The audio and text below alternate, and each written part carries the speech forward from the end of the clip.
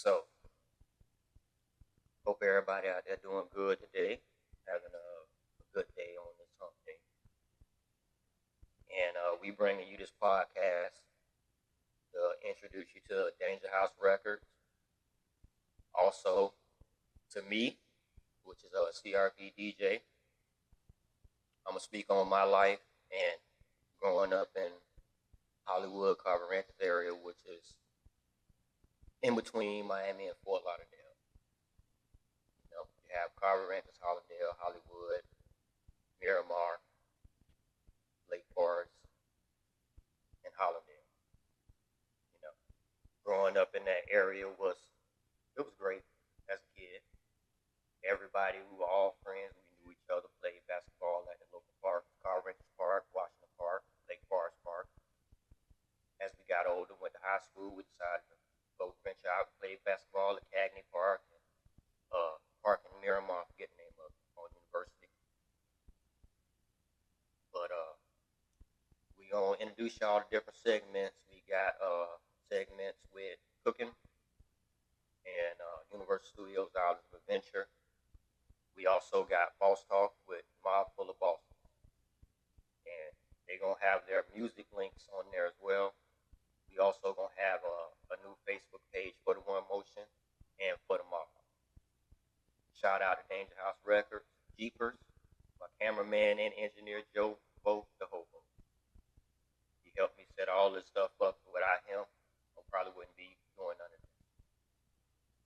Also, shout out to basically just everybody. So let's get into it. My story is kind of long, and I'm not going to go into much detail on it because I don't know how, you know what I'm saying? But growing up, I was stabbed when I was 7 years old. And me and my mom, we told a story, and it was wrong every time. She told me to lie about it because she didn't actually want nobody to know the truth. So we were living in Texas. I was about 6, maybe 7 years old. And my mom was on drugs bad. None of us knew. We just only thought she smoked marijuana, but that wasn't the case. She was doing cocaine really bad. So she was working for a law firm when we was living there. Several different, guys. She didn't really, I'm not really going to go into context about it. But the night we got stabbed, the killer put gas in her gas tank so she couldn't drive. So the car had been out of commission for about 2-3 days. So every evening, early, like 7, 8 o'clock, she would walk me up to the gas station to get money for my lunch that day because we didn't have the lunch program at the school where I was at in Texas. So as we was coming home, a taxi cab passed by us, asked us if we needed anything. Told them no, we was right down the street from the house. So, wasn't that far. The apartment complex was right there next to us. So he drove off, and then a man walked up on us, and he asked me. He said her name. He said my mom's name, Betty, and she turned around, and the guy grabbed me, and he held the knife to my neck. Got the scar. It's on one side. But if you know me, you've seen the scar. And he held the knife to my neck, told her they wanted me money.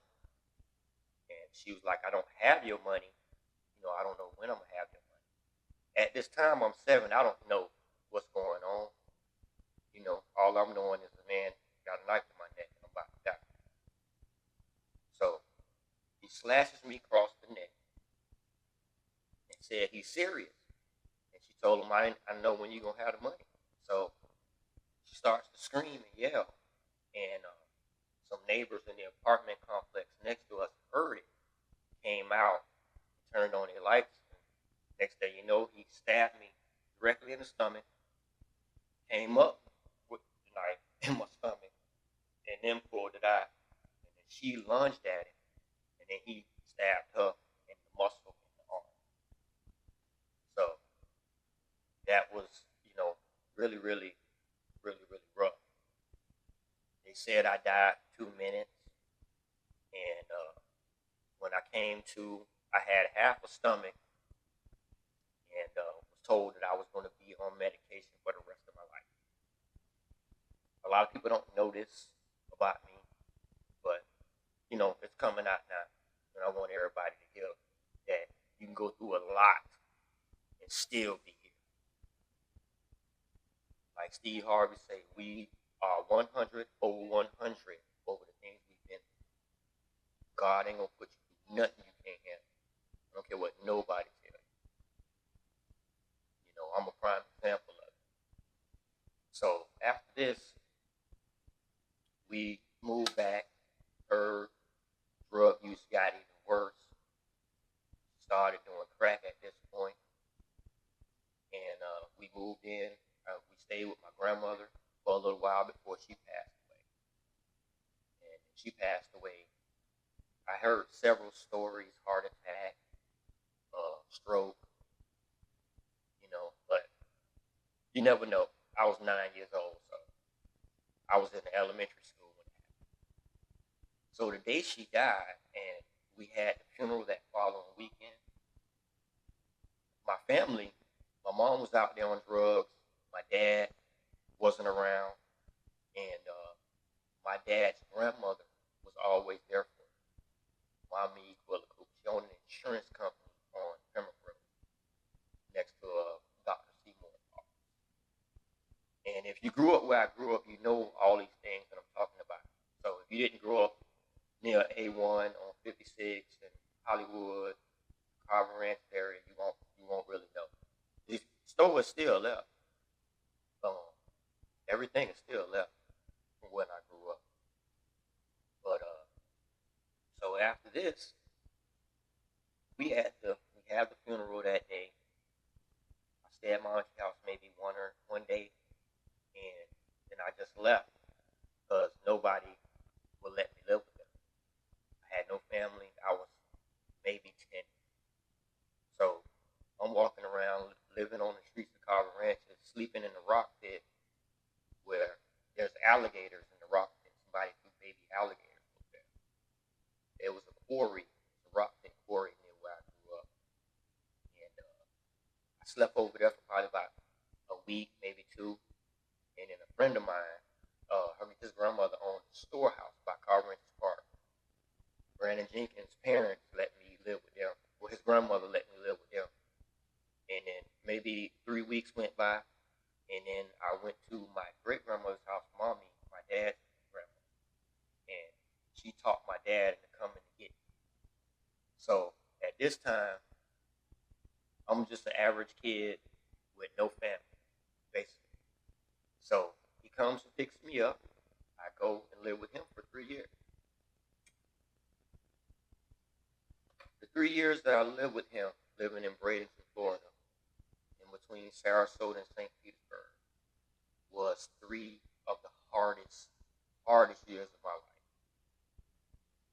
I went to a school called Bradenton Middle School, and Bradenton Middle was one of the worst schools in the United States.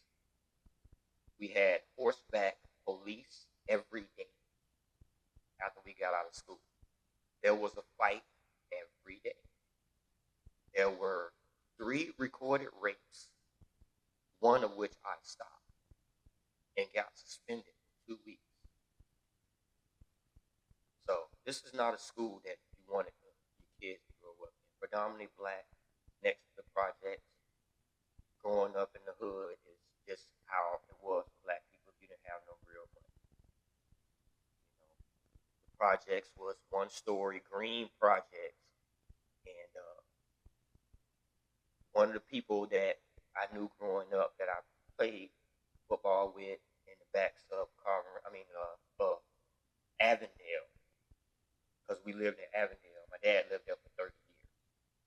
So we used to play football. We started playing football in the in all the neighborhoods and little apartment complexes saw us doing it, so they started getting their own teams and coming out there. This was around 1985, and they never had a football team in Bradenton where I grew up at. Not no Cal, Warner, or nothing like that. So we would play football back there. We would go and play basketball on the course at a little park where the pool is by Food Land. Used to be the Piggly Wiggly when we had Piggly Wiggly and Dixie. That's all we really had, Piggly Wiggly and Dixie. You had Albertsons too. That was a big grocery store chain, but they disappeared after a while. Publix always been there. So as I'm going to the school in Bradenton, which ended up becoming a police athletic league some years later, turned it into a house and shipped the kids off to other places. There's a couple of people that can attest to what I'm saying. I don't know if Peter Ward, he played football for Florida State. He was going there when I was there. I don't know if he remembered some of the stories that went on. But one day I was back there. We had archery class behind the train. Now, Tropicana, the orange juice company, is based in Bradenton. Their main warehouse is here. And they didn't really own most of the land over there. It was owned by families, and they had homes over there. And Tropicana bought all the land. But back there where their trains were, we would go back there, and they would go back there and hang out, smoke cigarettes and stuff. This is the 80s, 85, 86. So we was young kids in between we in middle school, 6th grade to 8th grade. You know, so these kids, some of them white kids were very, very bad, and it was still racism like crazy. You know, I got stories about when I was in elementary school up here at Shaw Elementary. The teacher hit me in the back of the head with a eraser and called me a nigger in front of the whole class. So I turned around and threw a desk at him. I was upset. So, you know, growing up here it was in those times it wasn't really good. And at the school that day, it was 3 white boys trying to rape a white girl back there.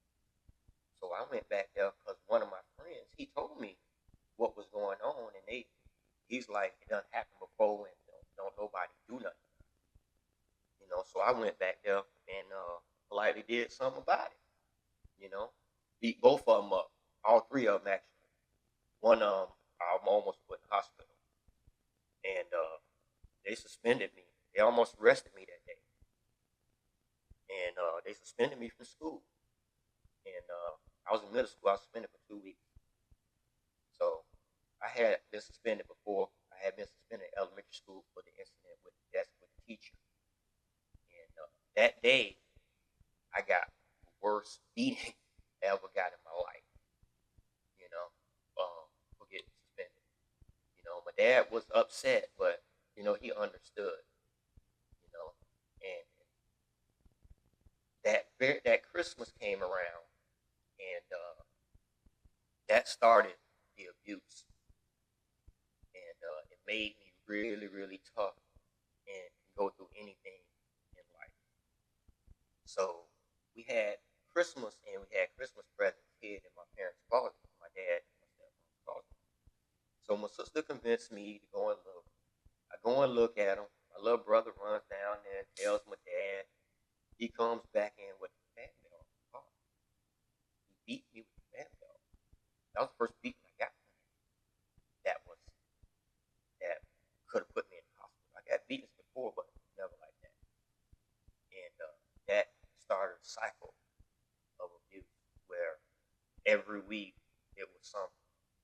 They was snitching on me, and he would beat me like there was no tomorrow. Some days I wouldn't be able to sit down.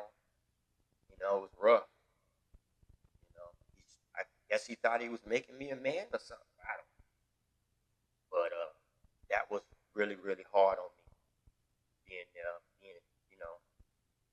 Being beat. So he took a 2x4, right, and shaved it down, made a handle out of it, a long handle, man. Put some grip tape on it, and put some screws in it so you can hear it coming when you whistle, when it whistles. Now, all these time I'm getting these beatings, he thinking it's me being bad and lashing out. The whole time it's stuff that I'm going through at school. They weren't really teaching us, so everybody's school's grades fell behind. We were all lagging in our classes, C's and D's. Nobody was really getting A's and B's, and he would get upset if I came home with a C. If I came home with a C, I would get a beating. I would get like 5 or 6 licks with the pound. A D, that was 7. And if I came home with an F, that was 10.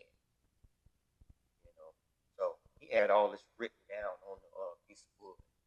Man, this stuff is like, it's crazy, but it's real life. That's how he was abused when he was young. A lot of stuff, people don't know stuff about my father. Even though I found out when I was in my 40s that he's not really my dad, he is the only father I knew. You know what I'm saying? So I'm going to respect him as that. You feel me? Even though he wasn't there for me as much as I would like him to be, he was there for me and did help me in some way. So all this time I'm taking these beatings, he don't know that it's the school that's we going through all this stuff at school every day. We fighting every day for our lives. People getting stabbed. That was way before people were shooting. People getting stabbed. We got one day, it was 3 of us walking home, and the cops on the horses was walking by, and one of the cops remembered me because they tried to arrest me that day for stopping the rape. They beat us up, all 3 of us. We walked home with bloody lips and everything. I got home. He didn't know what happened. So he had just assumed I got into a fight, and I told him, explained to him what happened. He didn't believe me and beat me that day. I got beat for that. So, Bradenton in the 80s was not a great place. It was really not. I got bit by my homeboy's Rottweiler one day, trying to beat the 5 o'clock lights coming home. In my house, you had to be home at 5. If you didn't get home at 5 on the street lights, you get beat. You get towed up. So I was trying to make it home, and the basketball flew into his kennel where the dogs was. We had been in there hundreds of times. So today, I guess the dog wanted to grab a hold of my leg, bit my leg all up. So I walked home with bleeding and everything. No, actually, my friend's dad carried me home. And then my dad came home and took me to the hospital. And he was very upset, mad, cussing. And he was going to beat me when I got home. And, he was all up in uproar about this one. So after I healed up, I got a beating for that too. For coming home 5 minutes after curfew because I got bit by a dog. So I went after that. My stepmother, who really loved me, my brother and mother, I loved her to death. She was like my other mother. She helped me to get away from the abuse and go back down to Hollywood or Carver Ranches. Well, actually Hollywood at the time. And I lived with my mom for a little bit. And then, I lived with my grandmother for a little bit, Carver Ranches. And her house was roaches everywhere. She boiled baked peanuts in the oven every day. Roaches crawling all over everything. Cats. Just a really, really bad place. Stayed with her for a little while. My mom was still out there for real. So, I couldn't really stay with her. So then when I did go stay with her, and we lived on 44th Avenue in Carver Ranches. And my stepdad at the time, Roscoe, he was a mean SOB, And I think that was after we stayed. We lived in Plant City, and we lived on what is called the Horseshoe behind Burger King on 41 and liquor store. So we I think it was about my 13th birthday, 12th birthday or something. I was still in middle school. And I came home that day. I had left early that day because my stepdaddy had beat my mama up with a boot, and he abused her every day for a while for multiple of stupid reasons, but have to do with drugs. He's still a crack from him. Which, if you know anything about people that was on drugs back in them days, back on crack, it wasn't good for them. It wasn't good for them. So I come home this one day, and there's a man sitting in my living room, Spanish man. Never seen him before in my life, not that I knew. So he says my name, and he's like, "How you doing, DJ?" And I'm like, "I'm alright." So I'm going to my room. He tells me, "Come here. I need to talk to you. You know, we need to hash out some things that's been overdue." And I'm like, "I don't know what you need to hash out with me. I ain't never met you before." And he's like, "Yes, I have met you before. I'm the guy who stabbed you." So I'm like, "Okay, so why are you even in my house? We should," I'm looking at my stepdaddy like, what you gonna do? You just gonna let this man come in here? You supposed to be a gangster. You supposed to be a drug dealer and doing all this stuff, but you ain't doing nothing about it. So he tells me my mom's sitting over there in the corner. She hadn't got beat up and high on crack at the time. And he tells me that my mom's dead from when he stabbed me when I was 7, went from 50,000 to 150,000. We're poor. I don't have that kind of money. So they told me what I had to do was work for them. So this is something that only my stepdad and my mom knew, and my best friend, God bless him dead, rest in heaven, T-Rock. He knew, you know what I'm saying, and he helped me get through this. So from that day, that's all I was able to do was sell drugs to pay off my debt. So when I hit high school, I started selling my own little weed on the side. And this is in between 1990 to 94. So I'm selling a little marijuana to, people on the side. Sitting at a window at night selling drugs for somebody, to pay off the debt.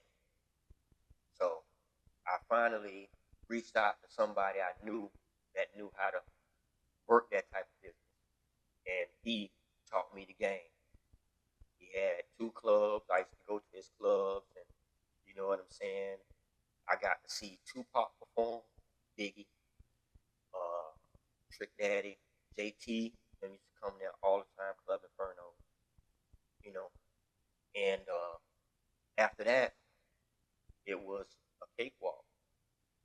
I didn't make no real money, so I wasn't no baller, but nobody knew what I was doing.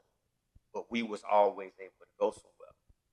You know what I'm saying? Me and my friends, we would go to my best friend Trevor and his mom would go and play cards on the weekend. So we would have his house to ourselves all weekend. You know what I'm saying? So we'll go get a bottle. We'll hit the skating ring in Fort Lauderdale Friday night and Saturday night. And then we'll shoot down there with all the ballers and they drop tops and they vert. You know what I'm saying? With their 30s and they triple gold Ds. We started that. Florida, Miami started that. Big rims and flashy paint jobs and Gucci interior. You know what I'm saying? So we used to shoot down after we go skating, we shoot down to the Pat Jam.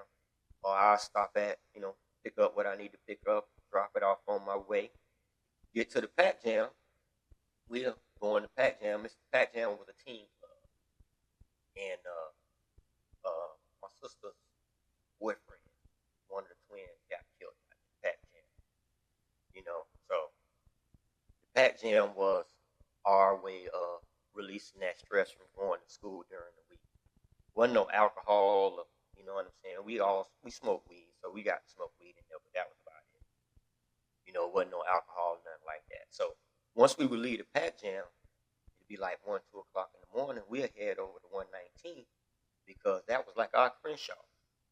Anybody growing up in the Miami's from, I say, 1985, I mean not 85, 88, 89 until 99, know about 119.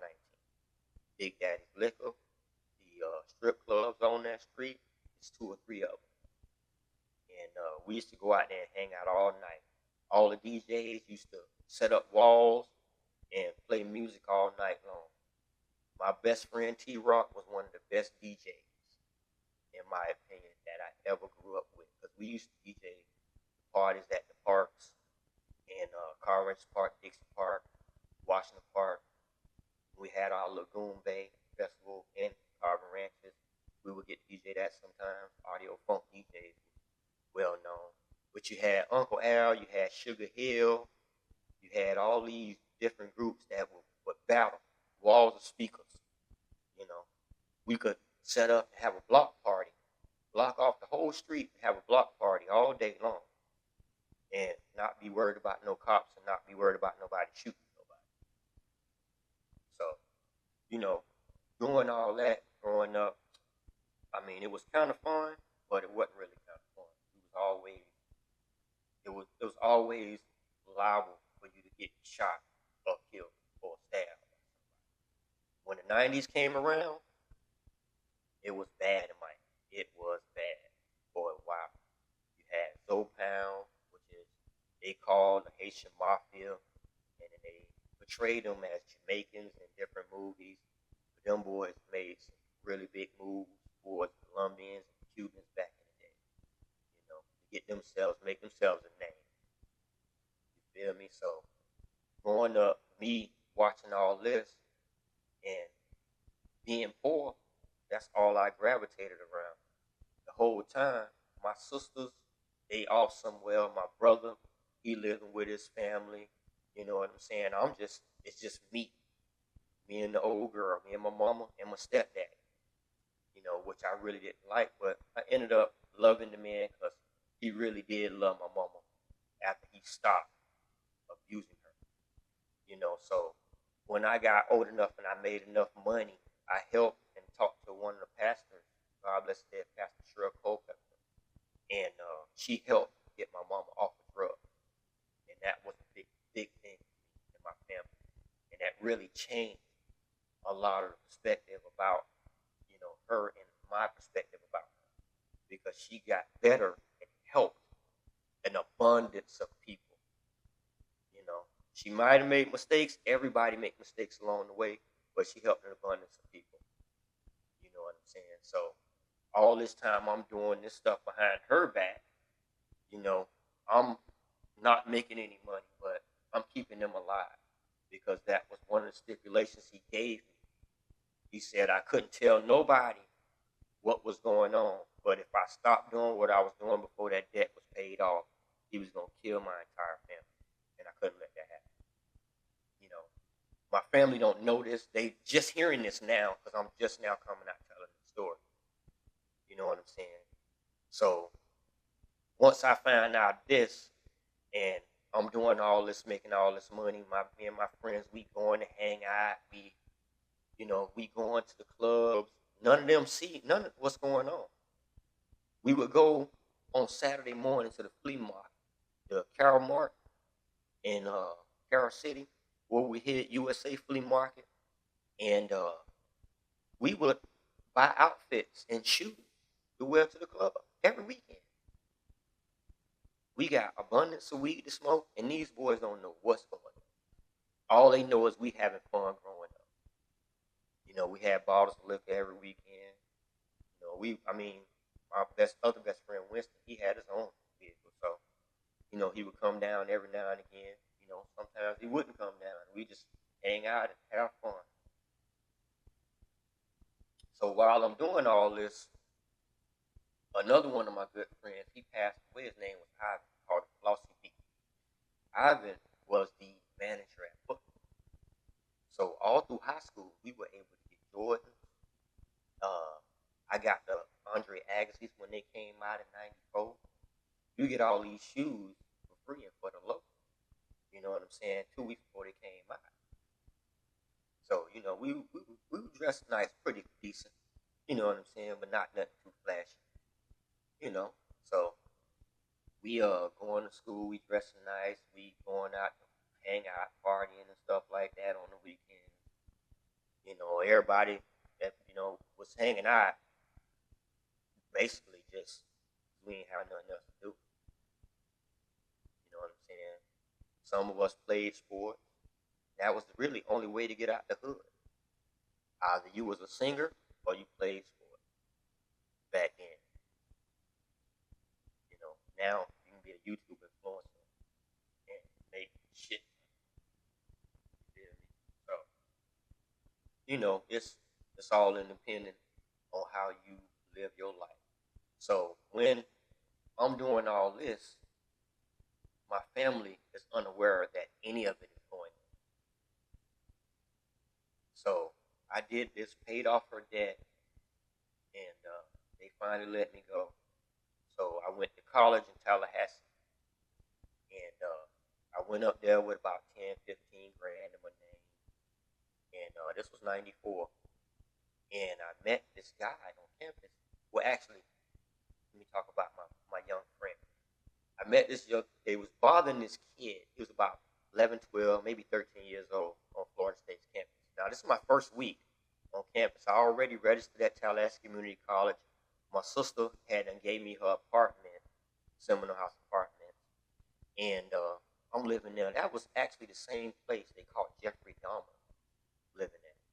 Ted Bundy used to pick up girls near there too. They said in the 70s. So, they was messing with him. I stopped them from messing with him. One of the guys, he knew me from Fort Lauderdale. From Fort Lauderdale, playing a basketball game, Miramar against the Flying L from like a freshman. So he remembered me to stop messing with him. The little kid was actually a prodigy and very highly intelligent and smart. And so he taught me how to make drugs and GHB and different types of things, and cut my cocaine and cut my crack and all that different stuff. So I learned a lot of stuff from him.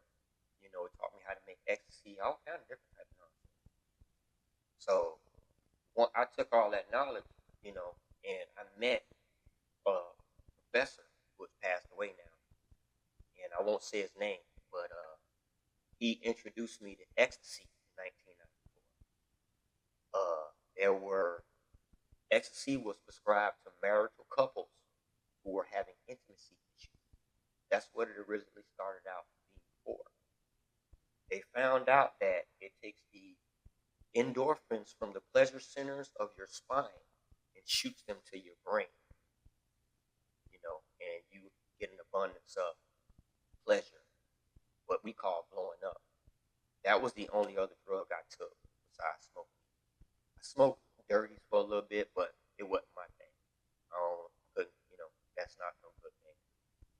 So, once we did all that, once he taught me all that, the stuff that I was doing on the side it make no sense but not to make more money. The whole time I'm getting I ain't even gonna lie, I'm getting keys for the 12, 5, 13, various sources. I would just give to other people. I didn't want the drug. I'm not a drug dealer. I'm not a killer. I'm not a murderer. Or none of that. I'm a hustler. I make money. I take care of my family. That's what I do. You know what I'm saying? I can introduce you to people that, do that, but that's not my thing. And most of the people that used to do that, they already gone past away. You know what I'm saying? So I just try my best to stay focused on my kids and my grandkids that I have right now. So I'm going to college and meet this cat, and he teaches me how to steal vehicles. So I get in it now. I'm stealing cars and doing all kinds of crazy nonsense. We going to different places. You know what I'm saying? We learn. We get with this cat. He teaches us how to do fake IDs for us, pay him money. We travel. You got to see a lot of stuff. You got to do a lot of things. And see, anybody who try to look this up, there's no records of it. I did a great job of hiding everything. So, if I could hide this life from my entire family for 30 years, there's nothing that any police or FBI agent could use to try for me. So I made sure that everything was hidden. And I never kept a record. I never took a picture. A friend of mine found a high school yearbook picture of my freshman year. That was the last picture I took until I was almost 30. There were some pictures in college that I got rid of, but them was just pictures of days of me and my homeboys hanging out. So we couldn't keep none of them. But this life that I've lived is not for the faint of heart. I'm being honest with you. You know, I was dating this girl when I was in high school. She was crazy. You know what I'm saying? My brother and them don't know. She shot me with a 22. I got a little scar on me to prove it. You know, I'd have been shot. I was shot in the back when I was about 20. My family, I didn't talk to them that much, so nobody knew when I was living in Tallahassee. You know what I'm saying? So, you know, I tell the story to different people, different ways. You feel me? But the true story is I got shot mistaken identity. Somebody thought I was somebody else. You know, I got a big old scar, a big old hole in my back. You know, and my family thought it came from when I got stabbed, but it wasn't.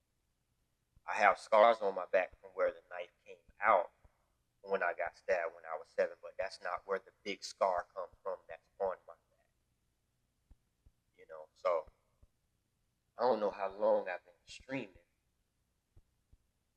and recording, but in a minute I'm going to cut it.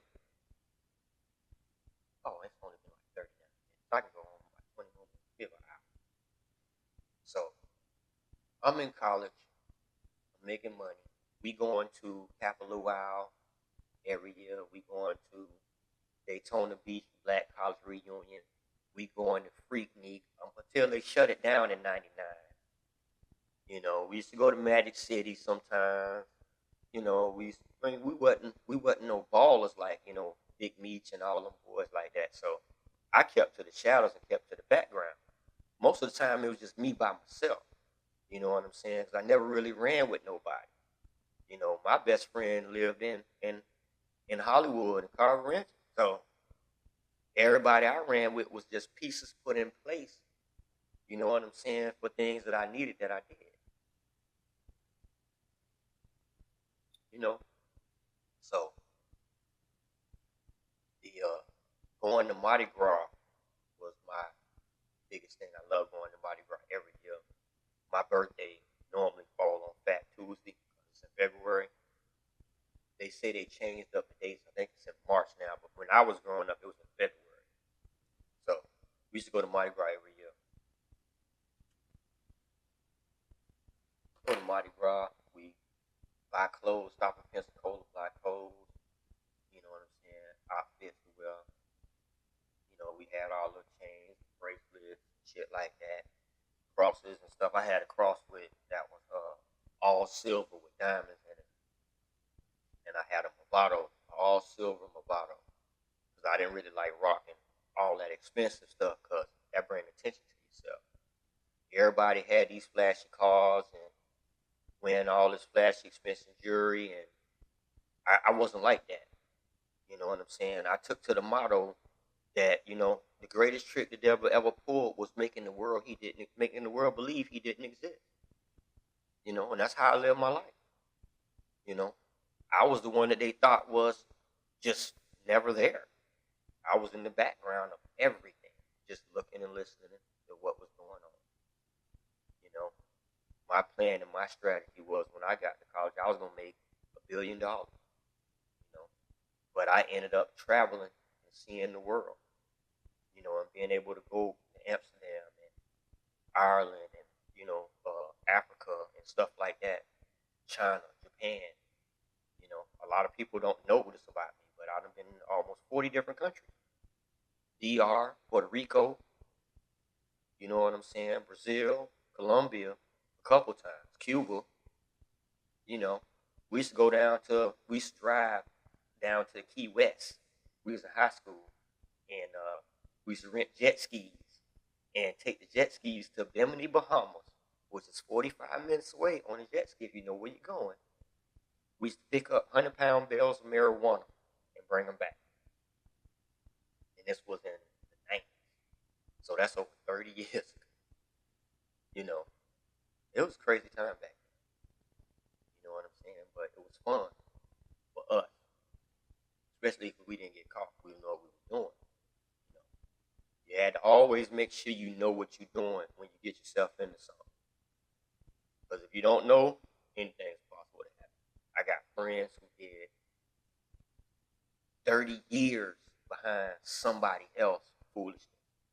Because they done planned something with somebody, and that person done screwed it all the way up. So, listen to me. I'm not telling you this just to be telling you this. This is to help as many people as I can. We're going to be coming to you. I'm going to stop it right there. But we're going to be coming to you with content from, hopefully we're trying to get to my homeboy Munyon. He's in prison right now, wrongfully accused of something that his cousin did. You know what I'm saying? We're trying to get audio and, be able to speak with him while he in there. He also has music. His name is Munyon on DangerHouse Records. All this is attached to this YouTube channel that we have, One Motion. You got DangerHouse Records, which consists of Mob Full of Bosses, Shado Prince, Jeepers, 340 Reek or 350 Reek. I can't think of my other boy name. Stray. And one time shout out to Stray. So, and Brian, our producer and the engineer where we get their beats from, we putting up content from Shado Prince, from him singing a whole song in Japanese. And that was recorded at Brian's studio. You have content. If you want to reach out to Brian and record a studio session, we're gonna put all this up on the web page. You know what I'm saying? And we're going to open up a One Motion Facebook page where everything that goes up on One Motion will be put on that page as well. So you can reach out to us on that page. Click the like button if you like this. You know what I'm saying? Subscribe button. You know what I'm saying? If you want to leave me any type of comments, what you want to hear me talk about, or if you have any questions or concern, I'm here for everybody. This is for, I'm doing this to try to help people. You know what I'm saying? We got different segments. We got cooking. We have the mob. We're going to add as many of their music videos as we can. If you have a music video that you want to send to us, we'll put it up on our page and on our website. My cousin, boss lady, Daniqua Abel, look out for all her music. She is also doing a show in Miami this coming Friday. Jap Vision, look out for Jap Vision. Jap Vision is our comedy segment that's going to be on here. We're doing our first live on the 30th. No, on the 6th. My bad, on the 6th. Because the 30th, I am going to my nephew's football game. He plays for Stetson University. Shout out to Montez. Go Stetson Hatters. And that's pretty much it for today. I'm going to keep y'all posted for when the second version of Common Sense Growing Up the Carver Ranches comes out. I left a lot of stuff out, but it's all good. It's all content. I can bring it up at any other time. Because it's my segment. So, love all y'all. Y'all be safe. You know what I'm saying out there? And try to treat each other better. Because this world is going crazy. And as long as Trump in office, that's how it's going to be. I don't think we're ever going to get another black president. So, y'all have a good day.